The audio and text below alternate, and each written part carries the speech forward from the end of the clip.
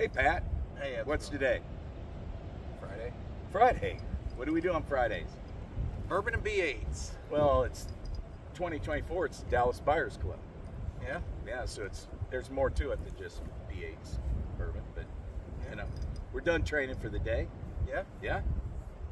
Yeah. Yeah. Yeah, we're done training for the day. Hey, speaking of training. Yeah. Oh, by the way, today wasn't the greatest training day. I mean, it was a great training day, but there's 3 really, really sad participants that just didn't perform quite up to expectations. Up to par. Yeah. So anyway, and when I say up to par, I don't mean my par. I mean up to the average, right? Yeah. Yeah. So speaking of training, Yeah. you've done some training in your life. Yeah. Let's think back. What was your first experience with firearms? Oh, I was a kid and my dad was a law enforcement officer. Shooting. Yeah. Like, and where? Like, did you go to organized ranges, or was this like the? No, this is Tuttle Creek, man. We just went out to the lake and just Yep. shot buckets out in the lake and sank the buckets. Yep. My dad was a farmer. You know, we went out and shot cans. Sometimes we shot rabbits, but you know, mostly it was cans. We did a little hunting. I had to be the bird dog. I'm the one that had to walk through the damn brush so he could shoot the quail and stuff. But you know, that was my introduction. Yeah. Formal training. Let's fast forward. When do you think your first legit formal training was? I don't know. I can remember the first time I actually competed was out here. It was a Warrior Challenge. God, it was a long time ago. It seemed like. Probably 8, 9 years ago, maybe. Oh, I think maybe further back than that. I don't Maybe remember. 10, maybe 10. One more, well, it could have been because Broderick was competing in high school. It could have been, I don't remember. Yeah. Yeah. So 10, 12 years ago, first formal training, mine was probably, well, as a law enforcement, you know, 90 something, and it wasn't that formal. 1990 Yeah, something. it was. Year of our It Lord? was in the 1900s. Yes, it was. It's Okay. not even the same century as this one, was it? Okay. So anyway, how many people do you think you've trained with? Several. I mean, not a large group, but not a small group either. So Yeah, roughly. I couldn't Yeah, I couldn't either, but I'm going to say 15, 17, 20 different people I've trained with, you know, over the years. And then lots of them, multiple times. Stolen a lot of stuff from all these instructors. Paid for the vast majority of training myself. The Sheriff's Department back then didn't pay for training, so I paid for the vast majority of training myself. You probably paid for the vast majority of your training. in one way or another. Yeah. Yeah, our cameraman back there, you know, he comes to a lot of training the Sheriff's Department doesn't sponsor, pays his own way, pays his own ammo, right? Yeah. Why do we do that? The enjoyment and It's staying fun. sharp. It's fun. Staying Staying sharp. good, trying to get better, right? A little bit of it's ego for me. Like I don't want to lose a skill set. You know what I mean? And being in house all the time just is basically inbreeds the same mistakes or the same limitations, the same ceilings over and over and over again.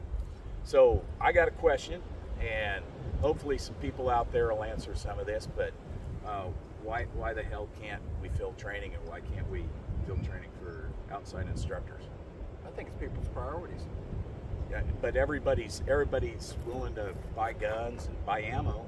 No, that's the thing. Why Either you're don't they buying them or you're just shooting train? them. People usually ain't doing both. You're either buying them or you're shooting them. It's always been a problem. Like we try to build a pretty nice facility here, but you know, we haven't filled a class in 3 years. Yeah. Filled an outside class a couple of times, Yep. but that was people that came in from Kansas City. Even people flew in to take it. You know what I mean? Yeah. So this year we got some stuff coming up. Hey, I'm putting it out there. This is 2024. 2025, these opportunities aren't going to be here if they all fail in 2024.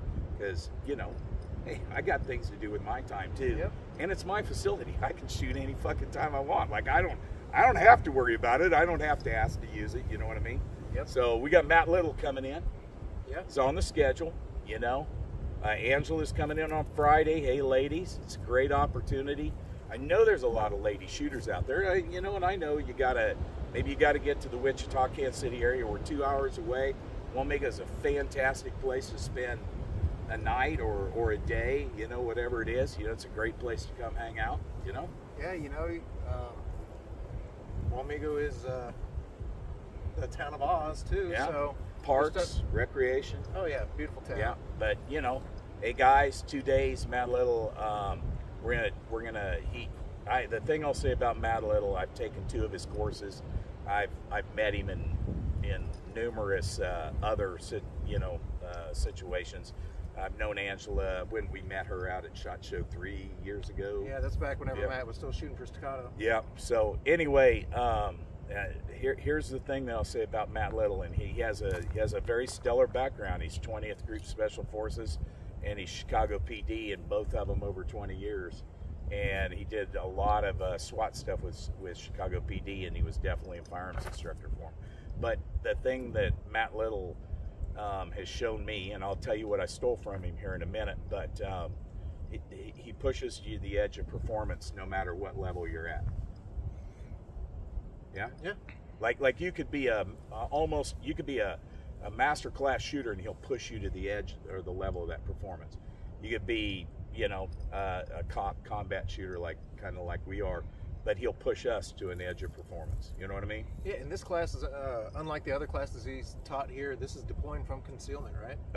Yeah, I haven't talked to him about the curriculum for sure, but we're gonna mix it up a lot, and we're gonna take his training philosophies and apply them specifically to, and I suppose it's going to depend on the speed of the class, but specifically to things in the class.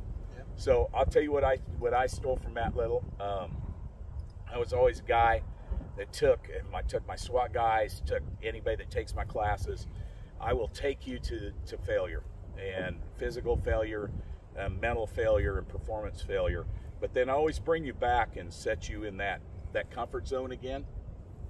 Matt Little takes you to failure and then makes you train there, because he says the only way you're going to get over that step is to train at that level. And I've started doing that. In fact, that's a little bit what the Dallas Buyers Club is, man. It's taken us to an edge of performance that we're not super comfortable with, but we're training at it. And hopefully here in a month or two, we're going to see some performance. I don't know. Wind was off or the clouds were off today. I don't know what the hell was wrong today, but that's what I stole from Matt. Million other things. What's the name of his book? Pimp out his book. The Way of Training? Yeah, The Way is in Training or something like that. Sorry, Matt. You can find it on Amazon. Amazon, I don't know where all. It's written a lot like the Tao of Jeet Kune Do by Bruce Lee. Yeah. So nice little bite-sized segments that you can take. Here's the thing. Let's fill the damn class, people. Like, sign up. Get in, sign up, fill the damn class. Let's fill the Defense Midwest classes this year. Yep. You know what Have I mean? fun doing it. They're ridiculously cheap compared to other training. All right. Stop buying the guns and learn how to shoot them. Yeah. Let's do some training out there, okay? Yep. Any last words? Yeah.